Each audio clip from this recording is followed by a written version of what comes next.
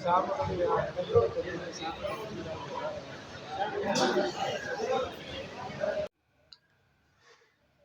Radhe guys, my new blog में आपका हार्दिक स्वागत है। वीडियो को पूरा देखें। राधे राधे। इस समय दुनिया की आईवीएफ लैब्स ये बता रही हैं कि प्रसव के काल में जो कुछ सुना पढ़ा गया है उसका बच्चे पर असर पड़ता है। और हमारे यहाँ हजारों वर्षों से माएं प्रसव के दिनों में गीता का पाठ कर रही हैं, बाल गोपाल का चित्र सामने लगा के रखती हैं कि उनके घर में भी कन्हैया जैसा बालक पैदा हो, राधा रानी जैसी बिटिया पैदा हो। ये हम सब का मन है, पहले से परंपरा से आया है हमारे यहाँ। तो चंद्रमा ने अपने पुत्र को अभिमन्यु बनाकर भेजा। एक दिन ऐसा आया महाभारत के युद्ध में, जब योजना पूर्वक कुरुक्षेत्र के मैदान से खींचकर अर्जुन को अलवर की तरफ ले जाया गया,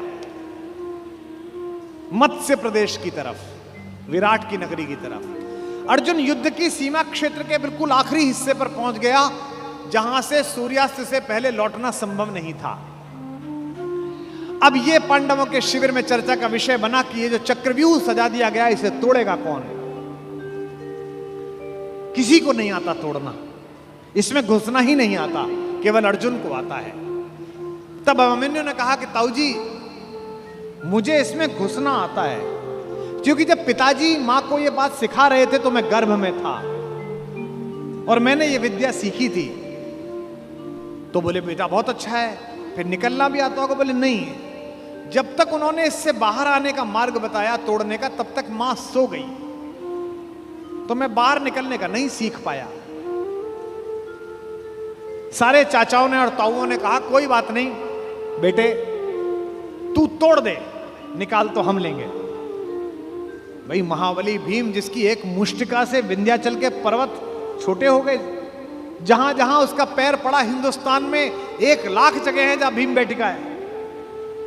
जिस पत्थर पे चले जाओ बड़ा सा गड्ढा है, बोले ये भीम का पांव रख पड़ा हुआ है। ये देश महान है। महाभारत में जब जब पढ़ता हूं, युद्ध का एक एक दिन बढ़ता चला जाता है और मुझे कृष्ण के ऊपर बेचैनी प्रारंभ हो जाती है। मुझे लगता है अब तो कूदो, अब तो करो, अब तो कुछ करो। वो कुछ भी हो जाने देते हैं।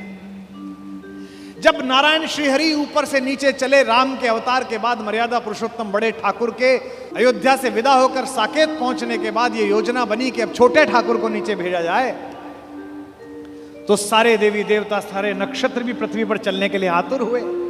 सदा ऐसा होता है। शेषनाग आ गए थे लक्ष्मण के रूप में, सब लोग नीचे आई जाते हैं। सूर्य भी तैयार हो गया, इंद्र भी तैयार हो गए, सबने अपने अपने अंश भेजे पृथ्वी पर। इंद्र का अंश कौन है? अर्जुन है। सूर्य का अंश कौन है? कर्ण है। एक देवता ऐसा था जिसने कहा जी मैं तो जा नहीं रहा, तो भगवान ने कहा अपने लड़के को भेज दे। उसने कहा मेरे को तो अपने लड़के से बहुत प्यार है, मैं तो भेजूंगा नहीं, और मैं इतने दिन दूर कैसे रहूंगा, मेरा बेटा तो इतना सुंदर है। वो देवता था चंद्रमा। इस चंद्रमा को शुरू से ही शिकायत रहती है। अच्छा, भगवान का तो वंश था। भगवान ने कहा कि अजीब आदमी है तू, हमारे ही घर के लोग नहीं जाएंगे तो दुनिया क्या कहेगी। सूर्य अपना अंश भेज रहे हैं कर्ण के रूप में, इंद्र अपना बेटा भेज रहा है, अंजनी कुमार अपने दोनों बच्चे भेज रहे हैं नकुल सहदेव के रूप में, धर्मराज स्वयं उपस्थित हो रहे हैं युधिष्ठिर के रूप में, और तू नहीं चलेगा ना तेरा लड़का चलेगा। उसने कहा कि कन्हैया एक काम कर लो, लड़का ले जाओ मेरा, 2 शर्तें हैं। एक तो लड़का आपके पास रहेगा, और बोले एक ये 16 साल का हो जाए तो उसे वापस भेजना पड़ेगा तुरंत। चंद्रमा का वो पुत्र क्या बन के आया? कृष्ण का प्राणों से प्रिय भांजा अभिमन्यु बनकर उपस्थित हुआ। चंद्रमा के पुत्र के रूप में जन्म लिया। और भगवान का अगर कोई योग्यतम शिष्य है जिसने भगवान से शस्त्र विद्या सीखी है, वो अर्जुन का बेटा अभिमन्यु है।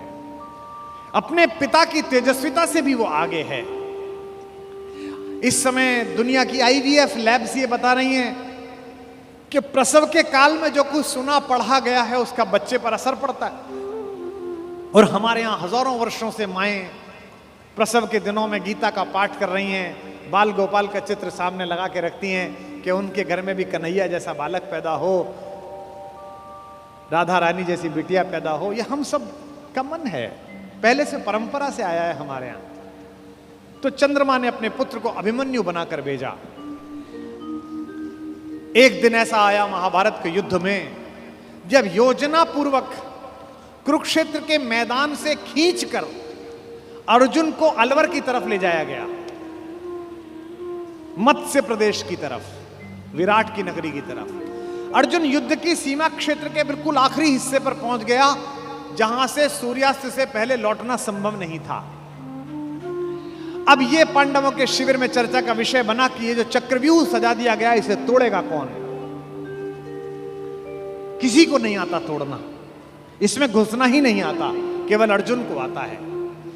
तब अभिमन्यु ने कहा कि ताऊ जी मुझे इसमें घुसना आता है, क्योंकि जब पिताजी मां को यह बात सिखा रहे थे तो मैं गर्भ में था और मैंने ये विद्या सीखी थी। तो बोले बेटा बहुत अच्छा है, फिर निकलना भी आता होगा। बोले नहीं, जब तक उन्होंने इससे बाहर आने का मार्ग बताया तोड़ने का, तब तक मां सो गई, तो मैं बाहर निकलने का नहीं सीख पाया।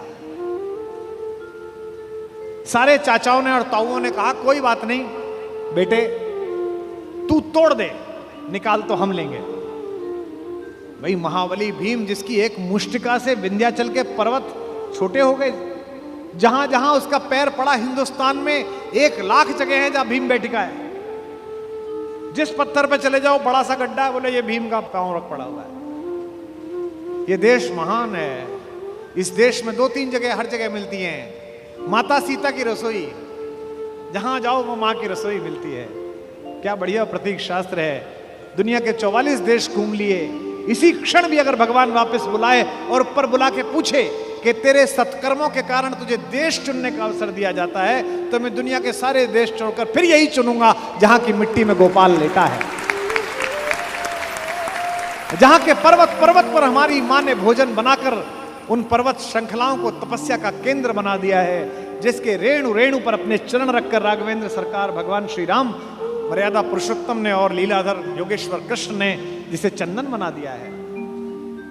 भगवान चुप रहे, किसी ने उनकी सलाह ना ली।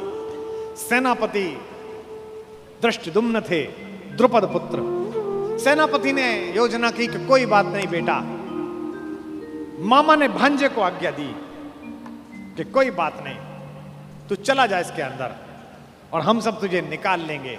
इतिहास गवाह है, तारीख गवाह है कि अभिमन्यु ने उस चक्रव्यूह को तोड़ा और चक्रव्यूह के दूसरे चक्र में ही पांडवों की सेना को बाहर कर दिया गया और चक्रव्यूह में वो अकेला रह गया। क्या लड़ा, अद्भुत युद्ध हुआ। सुनते हैं कि इंद्र माताली से, जो उसका सारथी है, जो उसका ड्राइवर है, उससे बोला कि रथ लेकर चलो। उसने कहा अभी तो दिन पूरा चढ़ा हुआ है, मैं कैसे आऊं। उसने कहा देखने आओ कि युद्ध कितना सुंदर हो रहा है। अभिमन्यु जिस दिन जा रहा था लड़ने के लिए, उसने सबके पैर छुए। युधिष्ठिर ने कहा जीते रहो मेरे लाल। धृष्टद्युम्न ने कहा जीते रहो मेरे बेटे। चाचाओं ने, नकुल ने, सहदेव ने गले लगा लिया अपने भतीजे को और कहा जीते रहो। जब उसने मामा के पैर छुए, कृष्ण के पैर छुए, तो कृष्ण ने कहा यशस्वी भाव।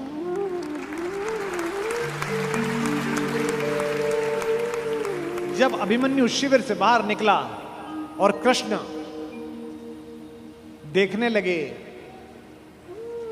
तो द्रौपदी ने कहा मेरा बेटा जीवन की सबसे बड़ी लड़ाई लड़ने के लिए जा रहा है कान्हा, सबने उसको जीते रहो का आशीर्वाद दिया, तुमने नहीं दिया।